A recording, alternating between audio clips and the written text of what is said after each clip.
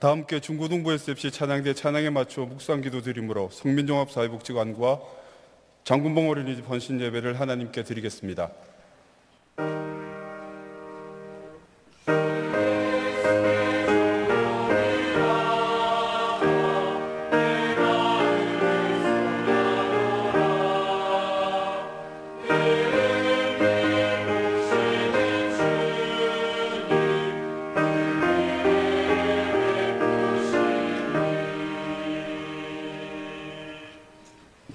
찬송가 515장 부르시겠습니다. 이 찬송 부르신 후 송근성 장로님 기도하시겠습니다.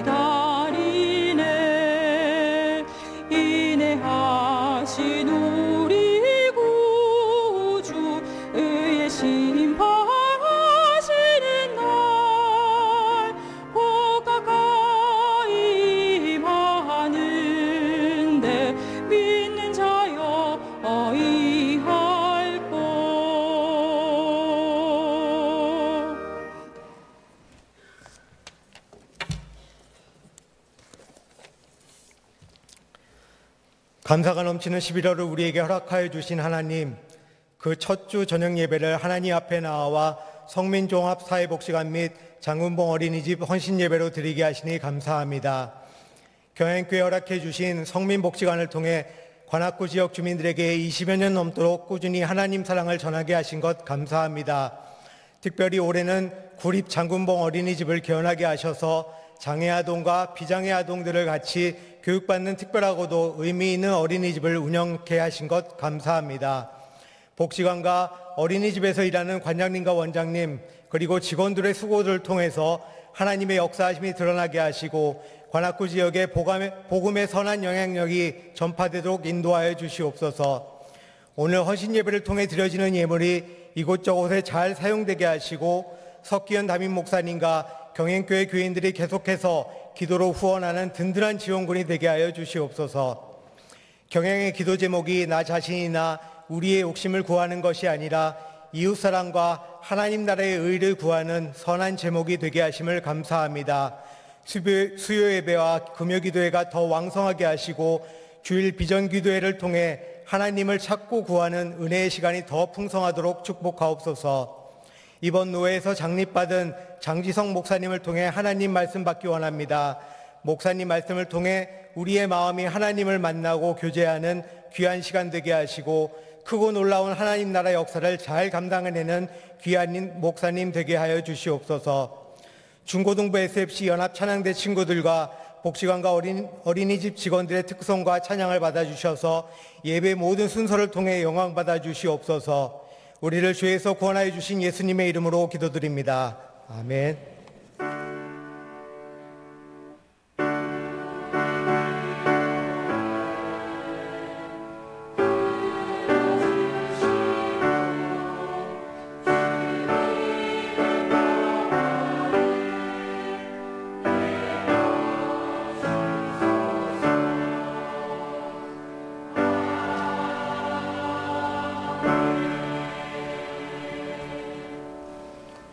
이 시간 성민종합사회복지관 소개 영상을 보신 후 저희 복지관과 장군봉 어린이집 선생님들의 특송이 있겠습니다.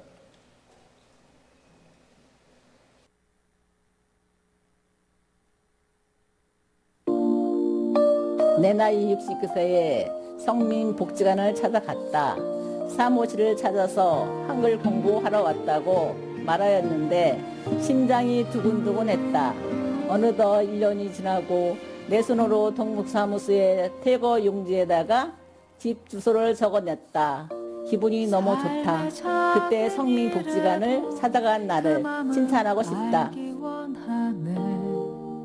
그 길, 그 좁은 길로 가기 원해.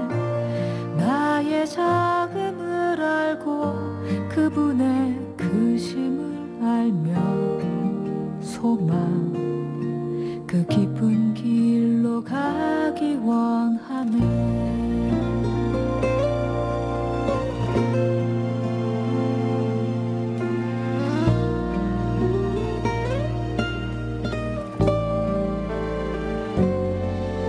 저 높이 솟은 산이 되기보다 여기 오름직한 동산이 되기. 내 가는 길만 비추기보다는 누군가의 길을 비춰준다면.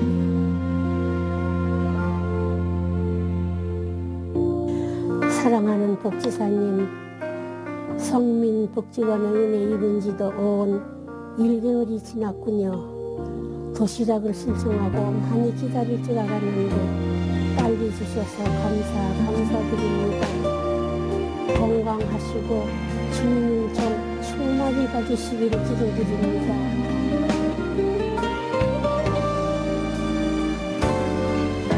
저 높이 솟은 산이 되기보다 여기 오름직한 동산이 되길. 내 가는 길만 비추기보다는 누군가의 길을 비춰준다면.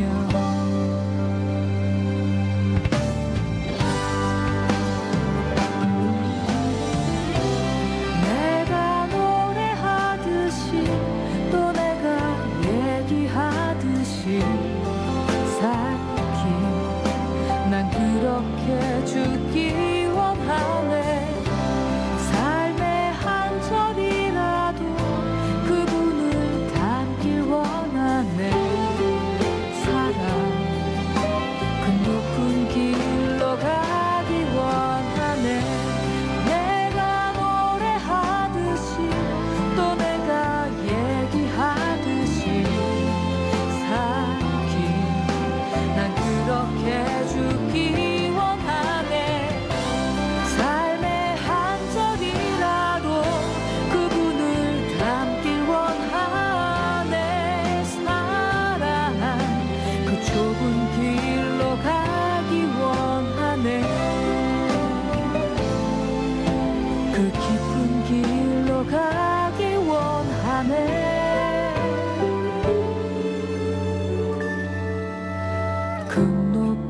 길로 가길 원하네.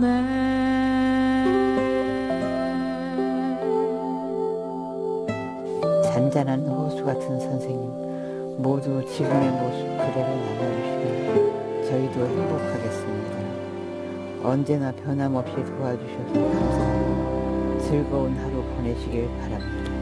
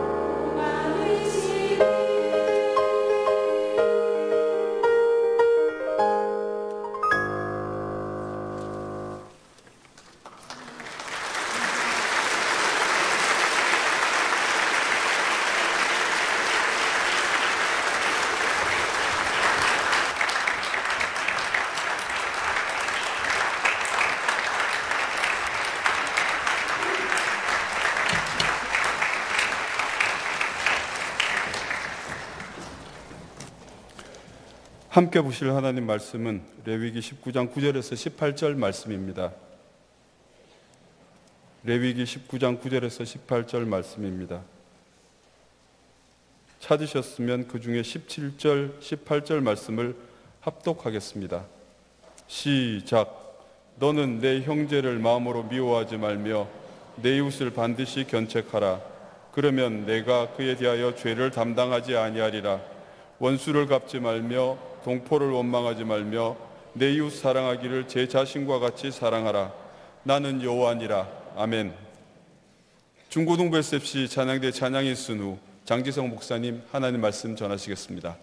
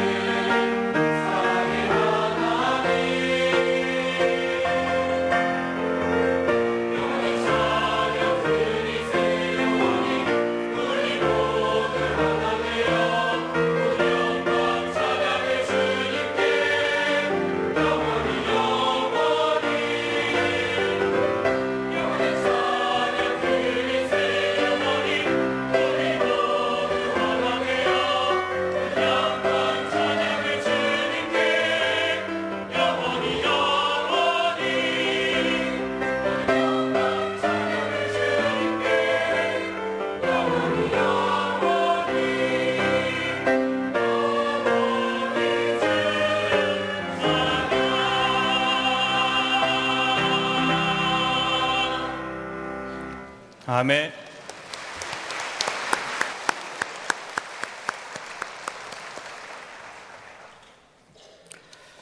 지난 8월에 개봉했던 목격자라는 영화가 있는데, 이 영화는 이웃 사회의 차가운 현실을 한 사건을 통해 담아내고 있습니다.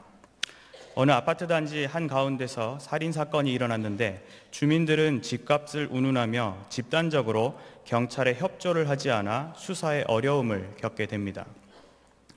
그 살인 사건을 집에서 목격하게 된 주인공은 경찰에 신고하려다 거실 불이 갑자기 켜지는 바람에 살인자에게 들키고 맙니다.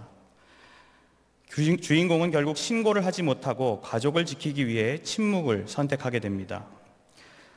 이 영화의 여담을 하나 드리자면, 이 영화의 한 장면을 저희 집 아래에서 촬영하였는데, 그 바람에 우리 교회 차량이 아주 잠깐 등장하기도 합니다.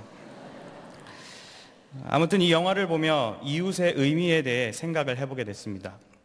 특히 어려움에 처한 이웃을 도울 수 있는 처지였음에도 내 집값, 내 가족의 안전이라는 이유들로 인해 외면해버리는 이기심과 무관심의 시대를 살아가고 있음을 다시금 느꼈습니다. 살인이라는 다소 극단적인 예이긴 하였지만, 이 시대에 살아가는 우리의 주변에서도 다양한 모습으로 도움을 필요로 하는 이웃들이 우리와 함께 살고 있습니다. 그리고 그런 이들을 돕기 위해 여러 제도와 단체, 행사들이 많이 있지만, 과연 그들에게 온전한 도움의 손길이 전해지고 있는 것인지 의아할 때도 많이 있습니다. 이렇게 차갑고도 어두운 시대 속에서 우리가 가지고 행해야 할 모습들이 분명히 있음에도 우리는 그것을 제대로 정립하지 않거나 망각하고 살 때가 빈번합니다.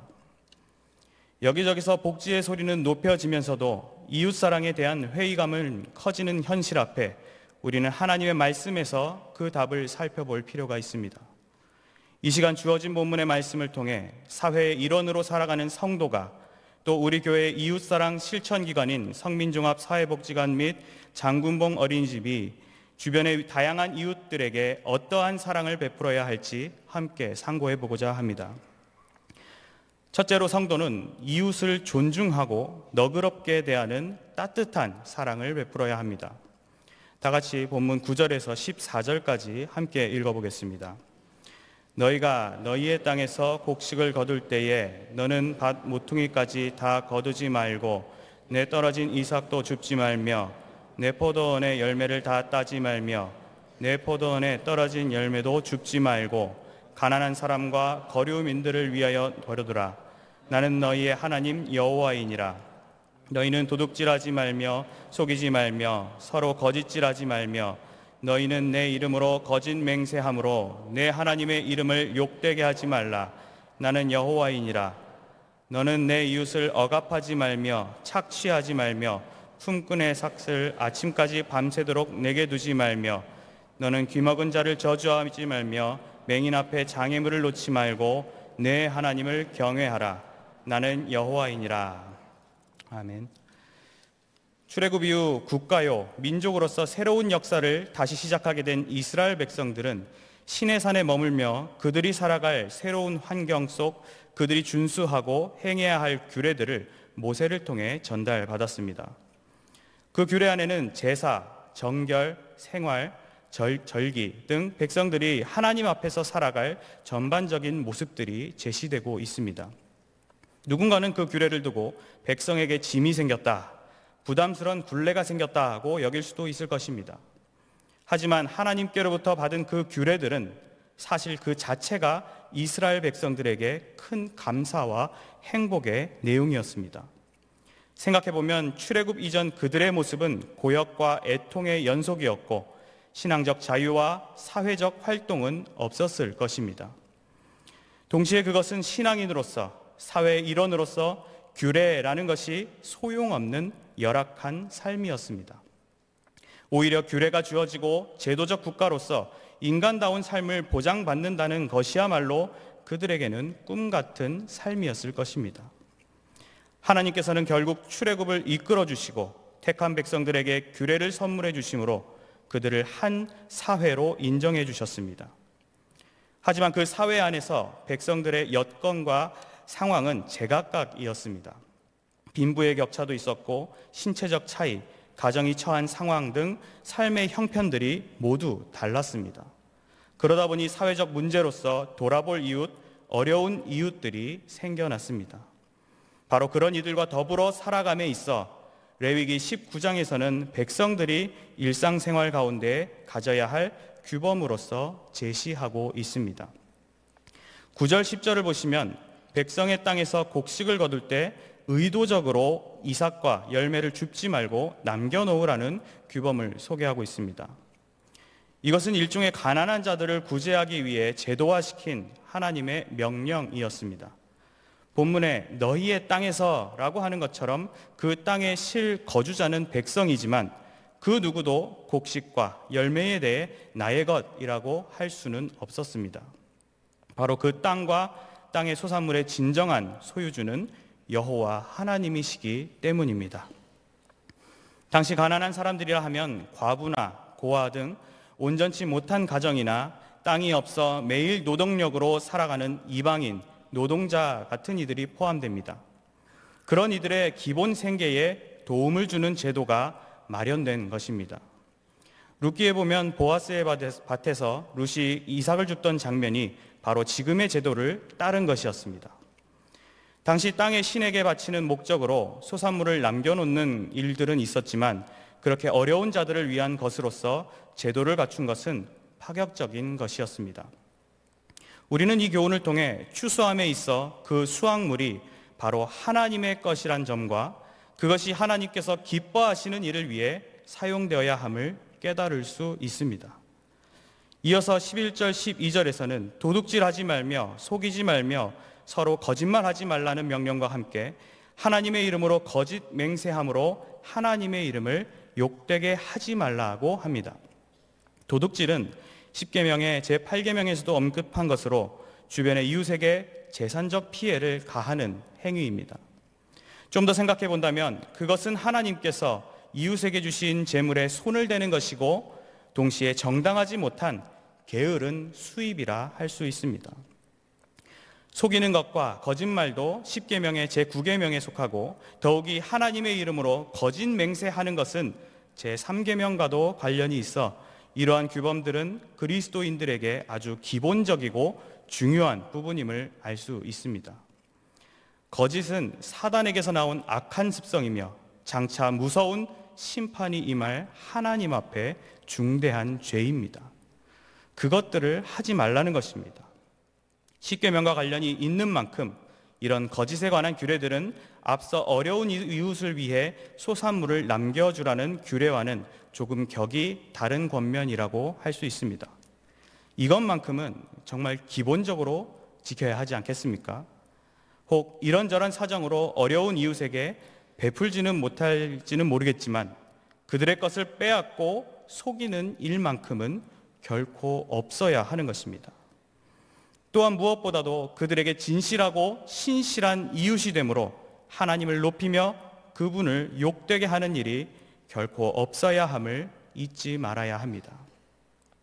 계속해서 13, 14절에서는 너는 내 이웃을 억압하지 말며 착취하지 말며 품꾼의 삭슬 아침까지 밤새도록 내게 두지 말며 너는 귀먹은 자를 저주하지 말며 맹인 앞에 장애물을 놓지 말고라 하며 이웃을 향한 배려와 존중의 삶을 강조합니다.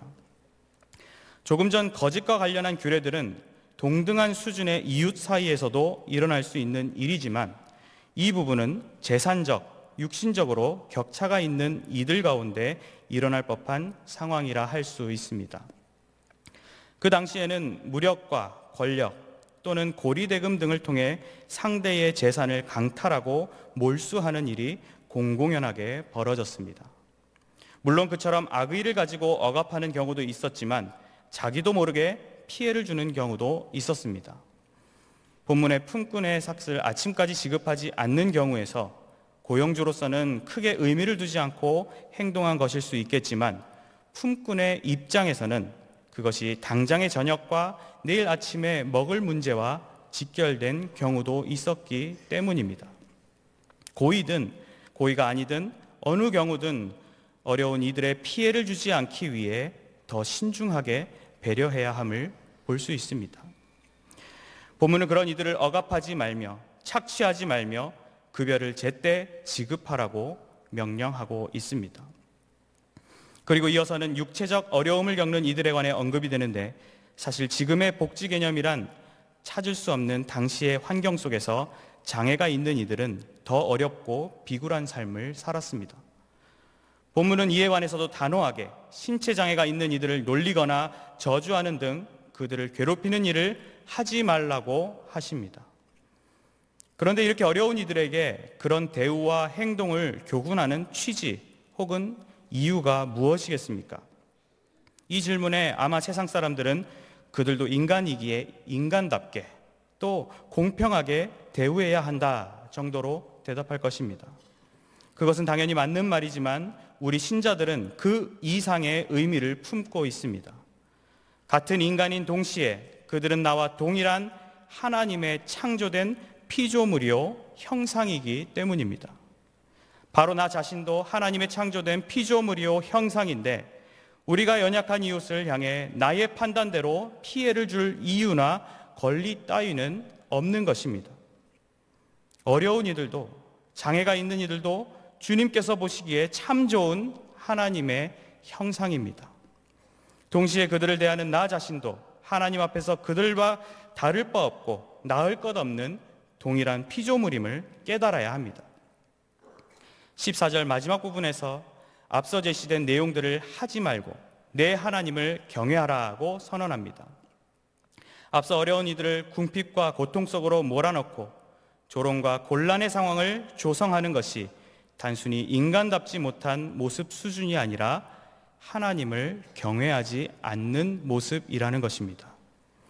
우리는 나와 내 주변의 이웃을 지으시고 인도하시는 하나님 앞에 온전히 겸손한 자세로 사랑을 실천해 가야 합니다.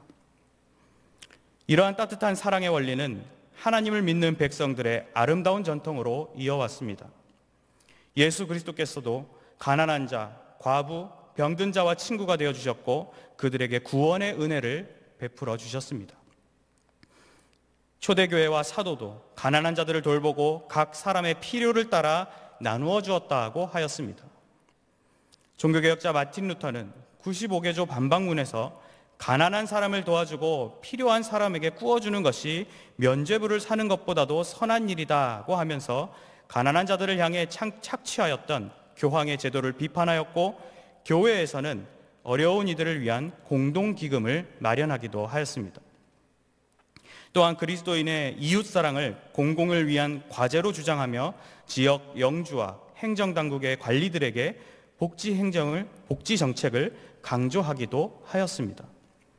존 칼빈은 제네바에서 직책을 갖고 있었기에 고액의 월급을 받았음에도 불구하고 과부나 고아 및 이방인과 같은 가난한 사람들을 돌보며 나눠주고 청빈한 삶을 살았습니다. 교회에는 가난한 자들을 위한 자산관리와 구호, 병자, 간호 등을 감당하는 직분자들을 세워 교회의 한 역할로서 감당케 하였습니다. 이러한 종교개혁자들의 노력은 단순히 인간적인 것도 정치적인 것도 아닌 성경적인 행동이었고, 이들의 작은 움직임은 결국 독일과 유럽 그리고 미국에 이르기까지 복지의 개념을 정착시키는 데 지대한 공헌을 하였습니다. 바로 주의 백성이 모여있는 교회는 이러한 일을 계속 감당해야 하고 모범을 보여야 합니다. 우리 교회는 매년 추수감사주일에 주변의 어려운 이웃과 기관에 과일 선물을 보내왔습니다. 또 작년부터는 전방부대에 방문하여 군 장병들에게 풍성한 간식과 격려금으로 응원하고 있습니다. 연말에는 사랑의 성탄 선물 보내기 운동을 통해 선교지에, 또 송년음악회를 통해 불우이웃에게 우리의 사랑을 전달하고 있습니다. 특별히 경양복지재단을 설립하여 오늘 헌신하는 성민종합사회복지관과 장군봉 어린이집을 운영하고 각계각층의 어려운 이들을 돕기 위해 힘쓰고 있습니다. 그것뿐이겠습니까? 집사회와 건사회가 그런 일들을 위해 조직되어 경양의 선한 일들을 도맡고, 성도들은 담임 목사님을 필두로 희년을 맞이하는 가운데 강서 지역에도 복지 사업을 적극적으로 전개하여 믿는 자의 아름다운 도리를 감당하기 위해 기도로 준비하고 있습니다. 참으로 보람되지 않습니까? 오늘 본문에서 제시하는 제도에 걸맞는, 또 신앙의 선배들의 전통을 잇는 우리 경향교회의 멋진 사역이라 할 수 있습니다. 우리는 이러한 일에 아까워한다거나 다른 유행을 바라는 모습을 결코 가져서는 안 됩니다. 기꺼이 정말 너그럽게 그들을 향해 베풀어야 합니다. 동시에 어려운 이웃을 나와 같은 하나님의 형상으로서 존중하는 품격 있는 신앙인이 되어야 합니다. 그 가운데 가장 우선적으로 생각해야 할 것은 이 일을 통해 영광 받으실 하나님을 생각하고 그분의 이름을 더럽히지 말아야 하는 것입니다. 단순히 복지를 위한 복지, 사람을 위한 복지가 아닌 하나님의 영광을 바라보는 고귀한 복지를 우리는 실현해 가야 하는 것입니다. 그리고 하나님께서 당신의 형상인 우리들을 향해 진행하고자 하시는 일이 무엇인지 고민하는 가운데 오늘 생각한 그리스도인의 따뜻한 사랑을 베풀어 나가야 합니다. 성경에서 말하는 참된 이웃이 되고자 하신다면 최소한 주변의 어려운 이웃에게 해가 되고 고통과 어려움을 안겨주는 일이 없도록 존중하시기 바랍니다. 그리고 베풀 수 있는 사랑 안에서 그들을 위하여 너그러이 베푸시기 바랍니다. 그러한 따뜻한 사랑을 베푸심으로 하나님의 이름을 높이며 믿는 자의 참된 본을 보이는 경향의 성도님들이 되시기를 바랍니다. 둘째로 성도는 이웃을 공정하고 정의롭게 대하는 건전한 사랑을 베풀어야 합니다. 다 같이 15절에서 18절까지 함께 읽어보겠습니다. 너희는 재판할 때에 불의를 행하지 말며 가난한 자의 편을 들지 말며 세력 있는 자라고 두둔하지 말고 공의로 사람을 재판할지며 너는 내 백성 중에 돌아다니며 사람을 비방하지 말며 내 이웃의 피를 흘려 이익을 도모하지 말라. 나는 여호와이니라. 너는 내 형제를 마음으로 미워하지 말며 내 이웃을 반드시 견책하라. 그러면 내가 그에 대하여 죄를 담당하지 아니하리라. 원수를 갚지 말며 동포를 원망하지 말며 내 이웃 사랑하기를 내 자신과 같이 사랑하라. 나는 여호와이니라. 아멘. 앞서 생각해왔듯이 하나님의 백성들은 기본적으로 어려운 이웃을 대할 때 그들을 같은 피조물로서 사랑을 베풀어야 하겠지만 그것이 잘못 이해되거나 오용, 남용, 또 악용이 되어 지나친 상황에 이르게 되면 또 다른 사회적 문제가 생길 여지가 있었습니다. 15절에서는 재판에 관한 규례가 소개되는데 재판할 때에 불의를 행하지 말며 가난한 자의 편을 들지 말며 세력 있는 자라고 두둔하지 말고 공의로 사람을 재판할지며 라고 합니다. 이 15절은 교차 대꾸의 형태로 진행이 되는데 앞, 뒤로 불의를 행하지 말 것과 공의로 재판할 것을 각각 권하고 있습니다.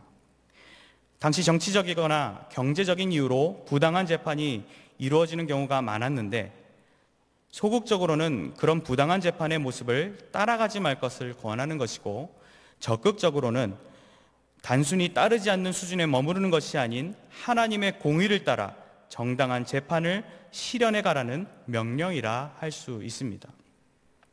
또한 공의로 사람을 재판하라는 명령 속 재판하다라는 단어는 미완료형 문장으로 쓰였는데 이것은 단회적인 것이 아니라 계속되어야 할 일임을 나타냅니다.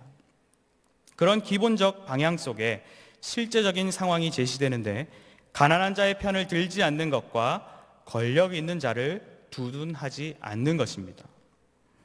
이는 가난한 자의 딱하고 어려운 사정에 동정심에 흔들려 그들의 잘못을 눈감아준다거나 그들에게 유익을 가져다주는 재판이 되어서는 안 되고 권력자의 힘 앞에 속절없이 무너져 그들에게 유리한 재판을 하는 것도 안 됨을 말합니다.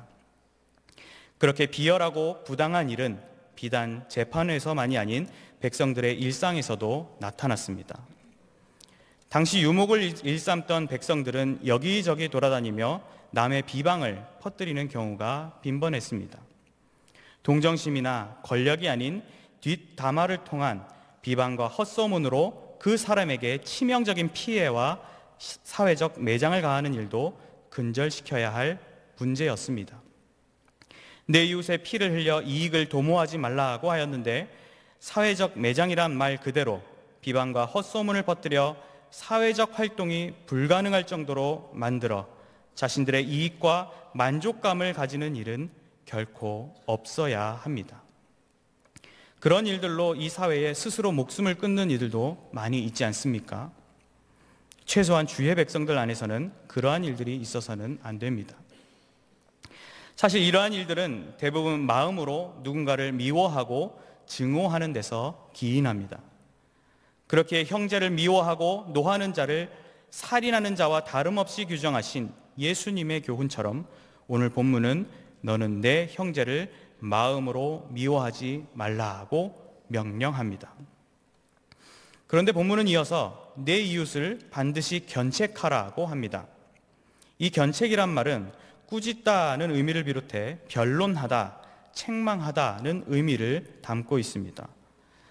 형제를 미워하지 않는 자가 보여야 할 모습으로서 이 용어가 사용된 것입니다. 앞서 재판에서 가난한 자의 편을 들지 말라는 권면과 같이 이웃이 죄를 저질렀을 때 그냥 넘어가지 말고 그들로 하여금 진심과 우정이 담긴 책망의 말도 해주어야 함을 가리킵니다. 우리는 누군가가 잘못을 했을 때 이 일이 커진다는 이유로, 번거롭다는 이유로, 또 오지랖 넓은 사람 되는 것 같다는 이유로 말하지 않는 경우가 있습니다. 물론 그렇게 하는 것이 더 나을 때가 있고 우리는 늘 말하기를 조심해야 합니다. 하지만 이웃의 행동이 덕이 못되며 공동체에 고민을 가져다주고 무엇보다 이웃 자신에게까지 죄가 되는 일이라면 우리는 그 이웃에게 솔직하게 설명하고 책망해야 합니다. 자신의 잘못을 모른 채 행동하는 이로 하여금 방관하고 침묵하며 외면한다면 그것은 영적으로 큰 어려움을 맞은 이웃을 진정으로 사랑하지 않는 자의 모습이라 할 수 있습니다. 만약 용기를 내어 그에게 잘못을 말해준다면 비록 그 과정은 불편할지 몰라도 결과적으로는 고마울 것이고 오히려 그 사랑이 모든 것을 덮고 말 것입니다. 또 그것은 죄를 짓는 이웃을 위해서만이 아니라 그것을 보고 느낀 나 자신을 위해서도 중요한 일이 됩니다. 본문에서 그러면 내가 그에 대하여 죄를 담당하지 아니하리라고 하였는데 이것은 이웃의 죄를 방관하는 것이 나 자신도 죄를 짊어지는 일, 곧 죄를 짓는 것이라고 선언하고 있기 때문입니다. 죄의 발생을 방관하는 것은 죄를 양산하는 것이고 곧 죄를 만드는 데 일조한 것입니다. 따라서 우리는 이웃과 나 자신을 위해 눈에 보이는 죄를 외면해서는 안 됩니다. 이제 18절은 이웃사랑의 대원칙이자 결론적 교훈을 전합니다. 원수를 갚지 말며 동포를 원망하지 말며 내 이웃 사랑하기를 내 자신과 같이 사랑하라는 것입니다. 때때로 인간은 자기가 받았던 피해와 고통으로 인해 원수를 원망하며 보복하려고 합니다. 하지만 개인의 원한을 갚으려다 오히려 내가 실족하여 죄를 짓는 경우가 이어지는 것은 자명합니다. 복수는 나의 것이란 영화 제목도 있지만 복수는 나의 것이 아니라 공의로우신 하나님의 것입니다. 신구약 성경에서 원수를 갚지 말고 하나님의 진노하심에 맡기라고 교훈하듯 말입니다. 다만 우리는 그들을 사랑해야 합니다. 그들이 재산이 없거나 신체적으로 어렵더라도 또 비록 내 개인의 원수일지라 하더라도 우리는 그들을 사랑해야 합니다. 그 이유는 그들이 하나님께서 붙여주신 이웃이기 때문입니다. 그리고 여기서 이웃은 거리적으로 단순히 가까이 사는 사람을 의미하지 않습니다. 그렇다고 관계가 가까운 사람을 의미하는 것만도 아닙니다. 본문에서 이웃은 원래 너의 벗, 너의 동료란 의미를 가지고 있으며 사실상 18절에 형제란 단어로 대체해도 무방합니다. 바로 그리스도 안에서 하나의 몸이요 교회된 형제로서 그들을 사랑해야 하는 것입니다. 그렇게 생각할 때 비로소 내 이웃 사랑하기를 내 자신과 같이 사랑하라 하는 교훈이 작용될 수 있습니다. 사랑은 오늘 본문의 모든 규례의 유일한 시작점이자 과정이요 원동력입니다. 로마서 13장 10절에서 사랑은 율법의 완성이니라고 하였던 것 같이 그 규례의 완성이기도 합니다. 따라서 우리는 우리의 이웃을 나 자신과 같이 진심으로 사랑해야 합니다. 그리고 그리스도께서 우리를 사랑한 것과 같이 우리는 그들을 사랑해야 합니다. 그것만이 우리가 앞서 생각한 이웃 사랑의 내용들을 성취케 할 것입니다. 요즘 시대를 바라보면 공정하고 정의로운 이웃 사랑이 이루어지고 있는지 질문을 던지게 됩니다. 그리고 그런 질문을 던질 때마다 한숨 짓는 때가 더 많은 것 같습니다.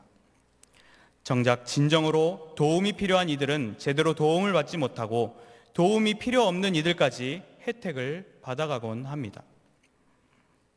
지난 수요일에 경상남도와 경상남도 교육청에서는 내년부터 당장 고등학교까지 전면 무상급식을 실시하기로 결정하였습니다. 그리고 앞으로는 수학여행과 체육복, 교복 구입비 등 무상교육을 위한 단계를 밟아가겠다고 합의했습니다.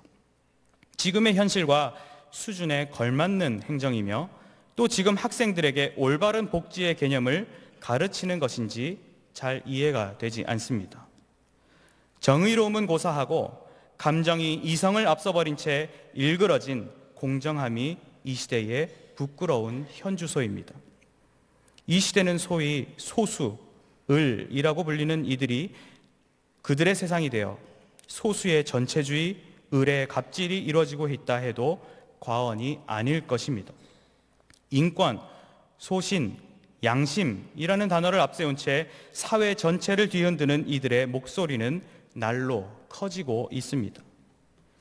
지난 금요일 양심적 병역 거부가 무죄라는 판결을 내린 대법원의 판결을 보며 과연 저것이 이 나라의 정의인가, 저것이 공정함인가 탄식한 바 있습니다. 저도 젊음의 2년이란 시간을 국가를 위해 군에 복무했는데 그 소식을 접했을 때 이제 국가는 여호와의 증인을 대변하며 저에게 비양심적인 사람이라고 선언한 것 같았습니다. 동성애는 어떻습니까?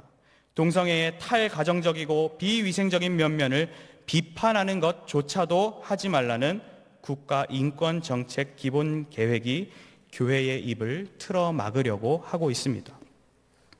반대자에게는 소리조차 내지 못하게 하면서 자신의 소리만을 내세웁니다. 그것은 최근 TV 토론회에서 발언한 어느 변호사님의 표현대로 독재입니다. 그리고 불의입니다. 소수라고 늘 자신들의 겉모습은 유약하게 포장하지만 실상은 배보다 배꼽이 더 큰 상황을 만들고 있는 것입니다. 저는 이제 목사가 되고 첫 설교인데 이런 설교가 제재를 받을 날이 멀지 않은 것 같기도 합니다. 조금만 관심을 갖고 들여다봐도 정말 도움이 필요한 이웃이 사회 저변에 숱하게 있으며 또 가려져 있다는 것을 볼 수 있을 것입니다. 그럼에도 이 세상은 공정하고 정의로운 사랑을 실천하는 데에는 관심이 없는 것 같습니다. 그러면서도 자신들의 행동에 감히 사랑이라는 단어를 사용합니다. 그런 그들의 입에서 공정, 정의, 사랑이라는 표현을 쓴다는 것 자체가 용납이 되지 않지만 그것을 정말 양보해야 한다면 저는 그 표현 앞에 불건전하다는 수식어를 붙이고 싶습니다. 이웃사랑이란 이름만 붙였다고 해서 단순한 행위만을 이웃사랑이라 할 수는 없는 것입니다. 오늘 본문에서 살펴본 대로 성경은 우리에게 그런 사랑을 가르쳐 주지 않습니다. 우리는 이웃과 더불어 살아가는 데 있어 또 사랑을 베풀어감에 있어 분명히 짚어보고 물어보아야 할 질문들이 있습니다. 과연 그것이 하나님께서 우리에게 명령하신 사랑, 그 이웃을 나 자신, 내 몸과 같이 사랑하는가? 예수 그리스도께서 우리를 사랑하신 것과 같이 사랑하는가에 확고하게 답할 수 있는 사랑을 만들어 가야 합니다. 그리고 그 안에서 이것이 정말로 공정한 것인가? 또 정의로운 것인가? 정말 그들을 향해 책망을 해서라도 그들을 올바른 길로 인도할 수 있는 것인가? 오직 정의를 물같이 공의를 마르지 않는 강같이 흐르게 하실 하나님 앞에서 부끄러움 없는 참 사랑인가? 우리는 수없이 질문을 던져야만 합니다. 만약 그것을 넘어서지 못한다면 우린 결국 저 세상의 정치인들, 어용복지인들과 다를 바 없는 가짜 이웃사랑을 펼쳐나가게 될 것입니다. 진정한 공의로 세상을 변혁시키기가 참 어려운 시대이며 먹먹하고 암담하기까지 하지만 여기서 멈춰서는 안 됩니다.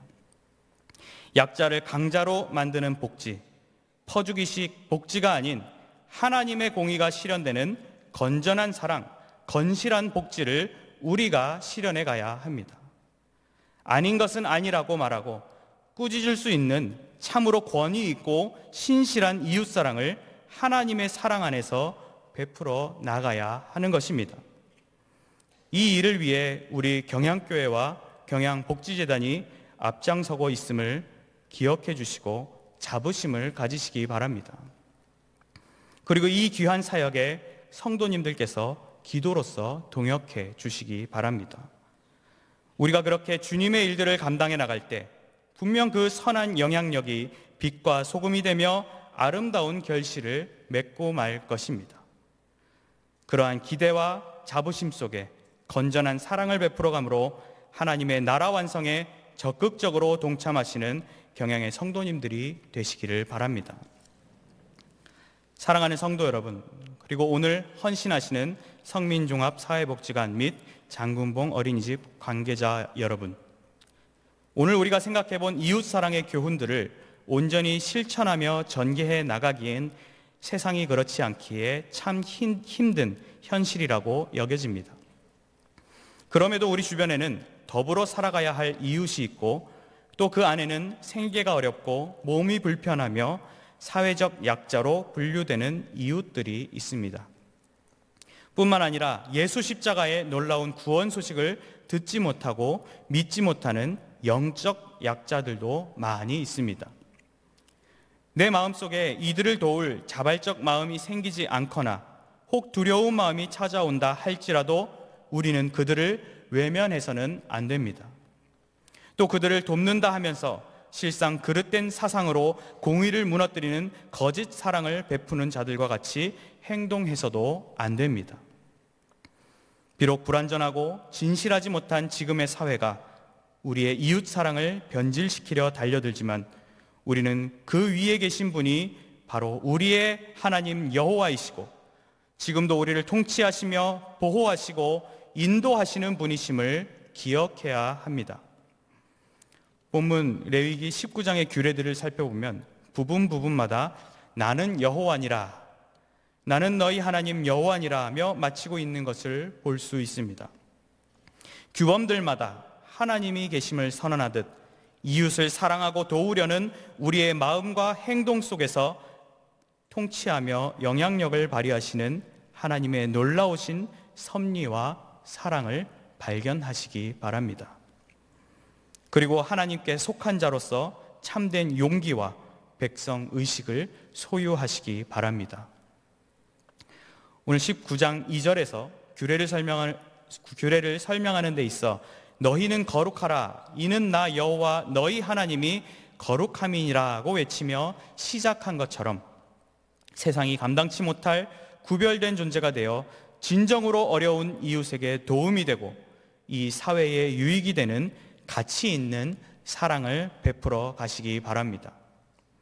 그리고 그 사랑의 절정은 예수 그리스도의 사랑임을 늘 기억하시고 어려운 이웃들이 진정한 하나님 나라의 백성이 되도록 구원의 기쁜 소식도 늘 전파하시기 바랍니다.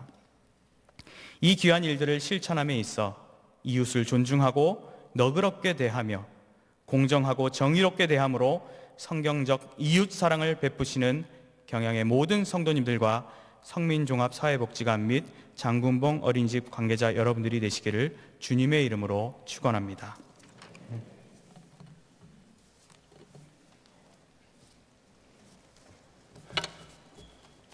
다 함께 찬송가 218장 찬송하시면서 준비하신 11조와 헌금을 하나님께 드리겠습니다.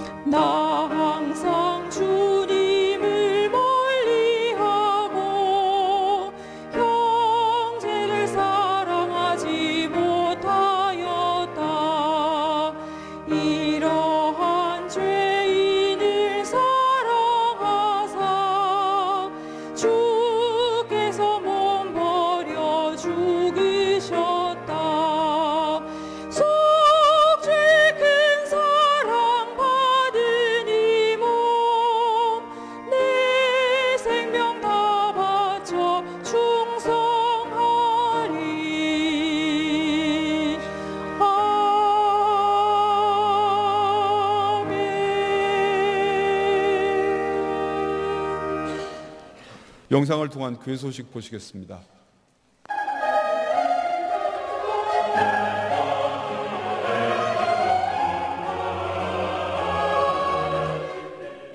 교회 소식입니다.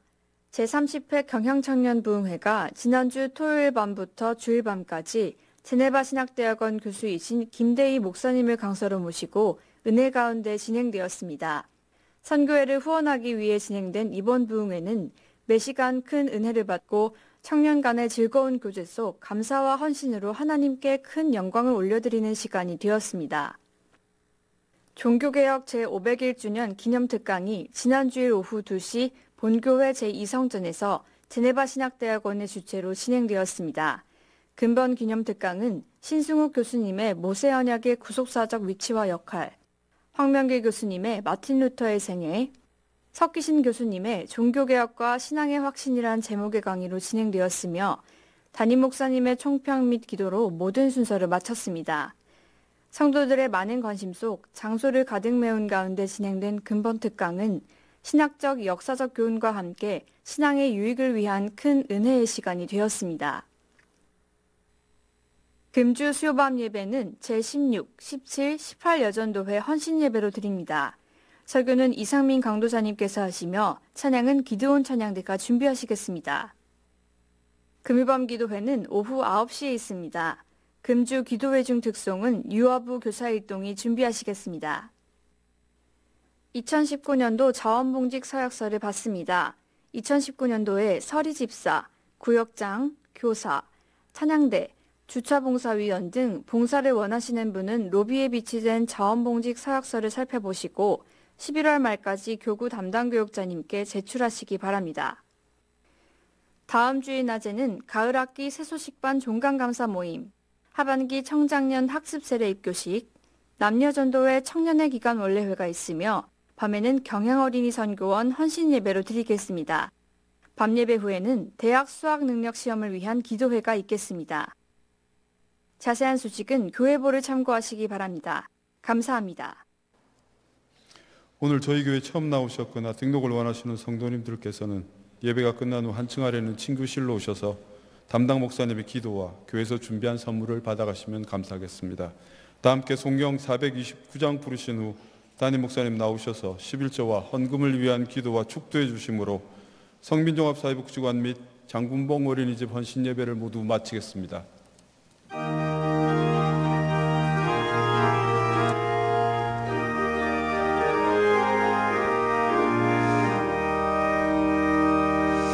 세상 모든 풍파너를 흔들어 약한 마음 낙심하게 될 때에 내려주신 주의 복을 세어라. 주의 크신 복을 내가 알리라.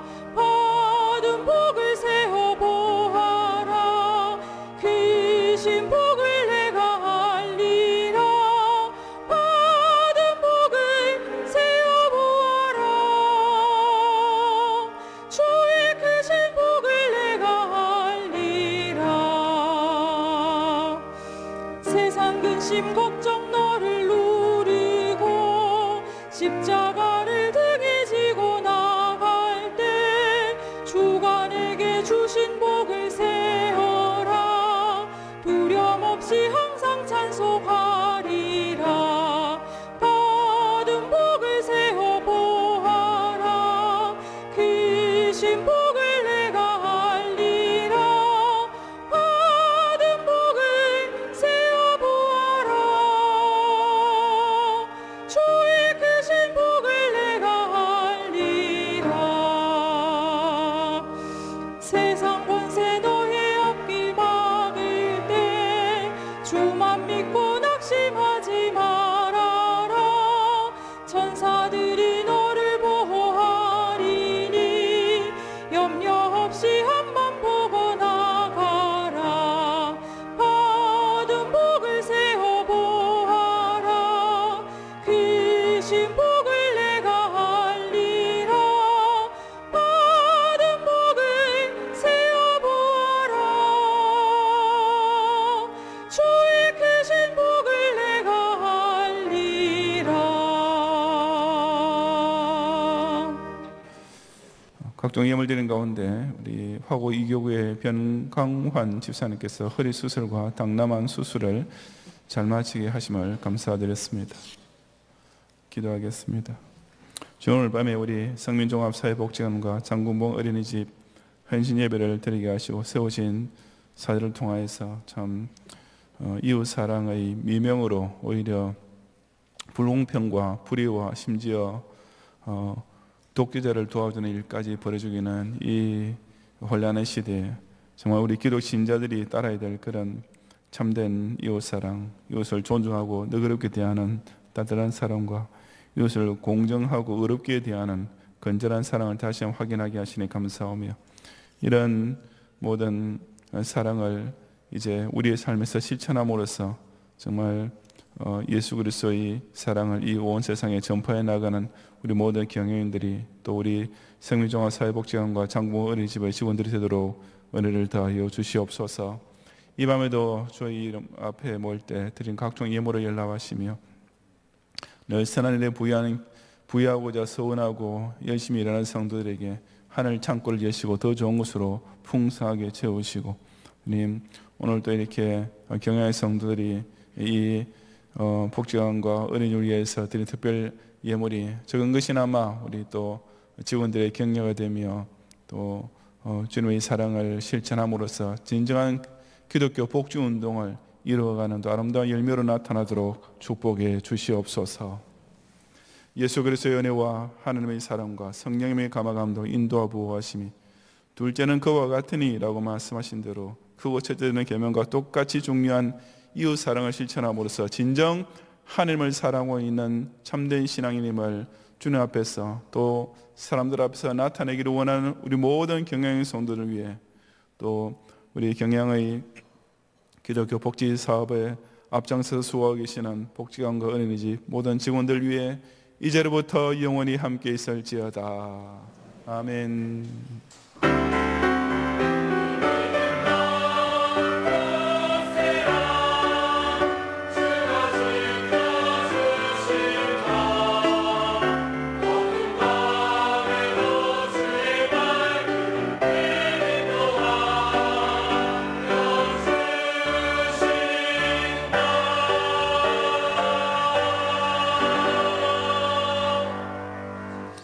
예배를 모두 마쳤습니다. 평안히 돌아가시기 바랍니다.